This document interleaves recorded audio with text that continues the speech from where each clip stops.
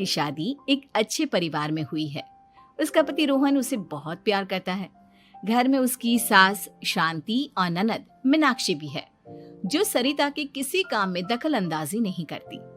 लेकिन फिर भी सरिता को ऐसा लगता है कि दुनिया की सबसे ज्यादा बेचारी बहू वही है और सबसे ज्यादा अत्याचार उसी पर हो रहा है।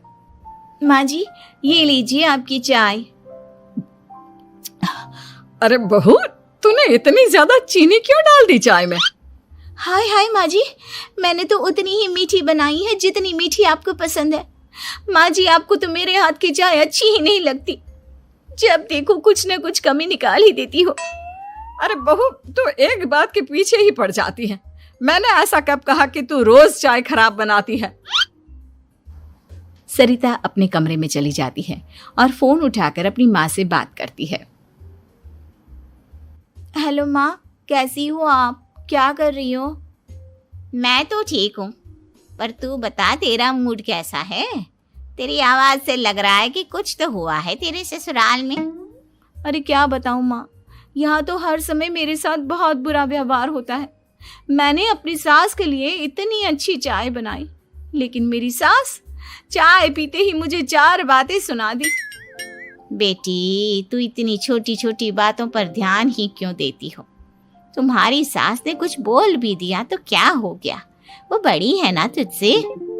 माँ ने इतना समझाया, लेकिन इस बात का सरिता पर कोई असर नहीं हुआ। अपनी बेचारी बहू की छवि वो बदलना ही नहीं चाहती।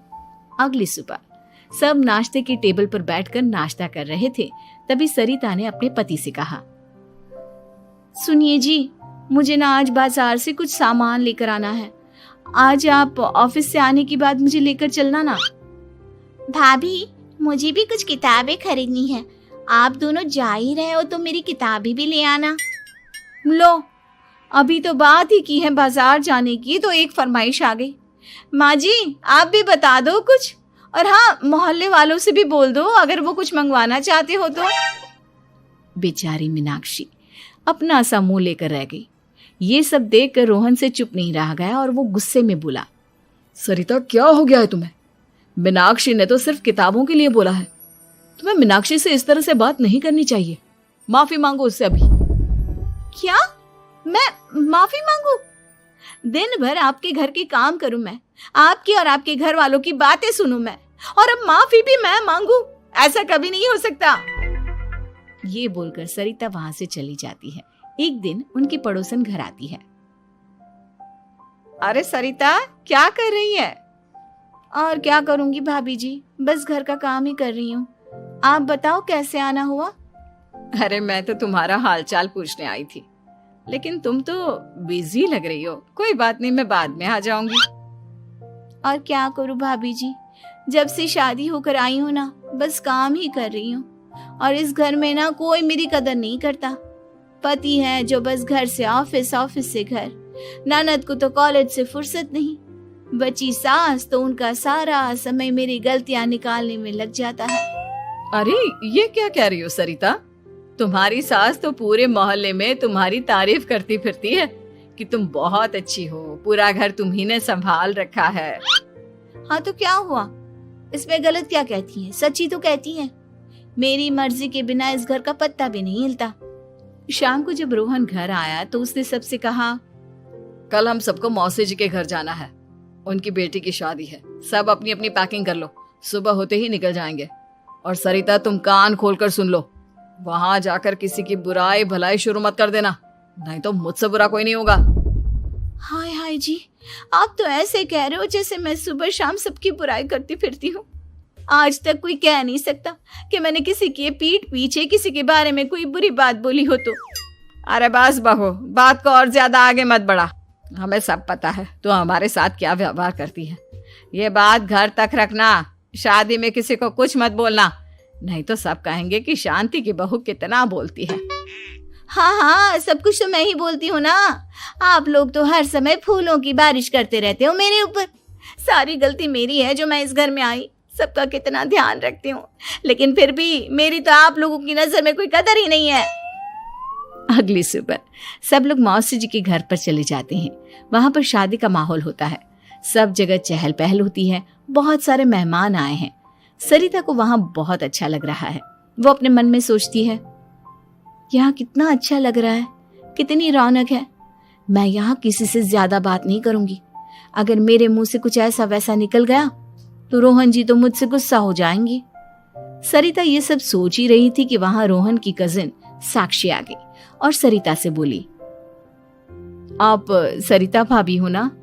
जितना आपके बारे में सुना था, आप तो उससे भी ज्यादा सुंदर हो। हाँ वो तो है, मेरी सुंदरता की तारीफ सब करते हैं। मेरे मायके में तो सब यही बोलते हैं कि रोहन जी की किस्मत बहुत अच्छी है जिन्हें मैं मिली। लेकिन आप कौन है? मैंने आपको पहचाना नहीं। मैं रोहन भैया की कजिन हूँ। आपकी शादी पर नहीं आ पाई थी ना, इसलिए आप मुझसे मिली नहीं कभी। शांति मौसी और मीनाक्षी आपकी बहुत तारीफ करते हैं। क्या कहा तुमने? मेरी तारीफ? कभी नहीं। मेरे ससुराल वाले कभी मेरी तारीफ कर ही नहीं सकते। मैं इतनी अच्छी हूँ, मेहनती हूँ, लेकिन उन्हें तो मेरी कदर ही नहीं। सारा दिन घर का काम करती हूँ, फिर भी मेरी सास ना मुझे सुनाती रहती है, और पति भी मेरी सास की साइड लेते हैं। ना कभी बाहर ले जाते हैं, ना कहीं घुमाने। अगर घुमाने के लिए कभी बोल भी देना तो उनकी बहन बीच में आ जाती है। मैं कैसे रह रही हूँ उस घर में, ये मैं ही जानती हूँ। सरिता की ये बातें सुनकर साक्षी को बड़ी हैरानी हुई। अब वो हर किसी के सामने अपनी बढ़ाई और ससुराल वालों की बुराई करने लगी। रोहन और शांति को सरिता पर बहुत गुस्सा आया, लेकिन वो चुप रहे। अगले दिन जब वो अपने घर पर आए, सरिता, तुमने क्यों सबके सामने मेरी इज्जत का तमाशा बनाया? तुमसे बोला था ना कि चुप रहना। अजी ऐसा भी क्या कह दिया मैंने जो इतना भड़क रहे हो? तुम जहां जाती हो अपना रोना शुरू कर देती हो, कभी किसी दूसरे की बात ही नहीं सुनती, बस अपनी कहती रहती हो। तुमने सबके सामने हमारा तमाशा बनाकर रख दिया है। हे भगवान, मुझे अपने पास बुला ले।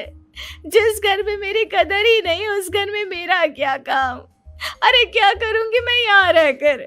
जो भी आता है मुझे सुनाकर चला जाता है। मैं तो किसी से कुछ नहीं कहती।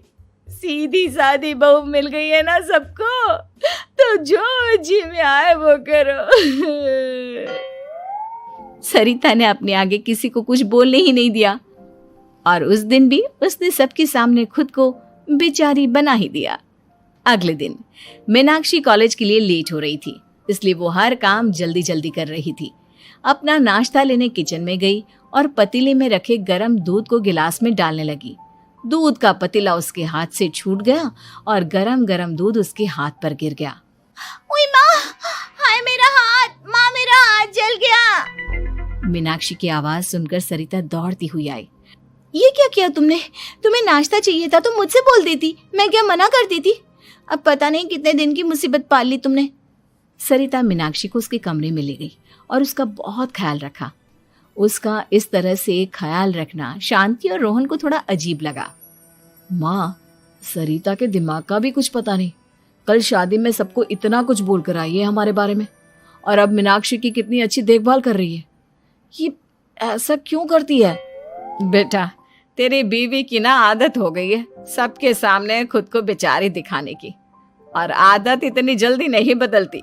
जब ये बोलना शुरू करती है तो रुकने का नाम ही नहीं लेती, इसलिए इसे पता ही नहीं चलता कि ये किसके सामने क्या बोली जा रही है।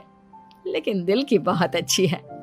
हमें भी अपना दिल बड़ा करके ये जैसी है इसे स्वीकार करना चाहिए।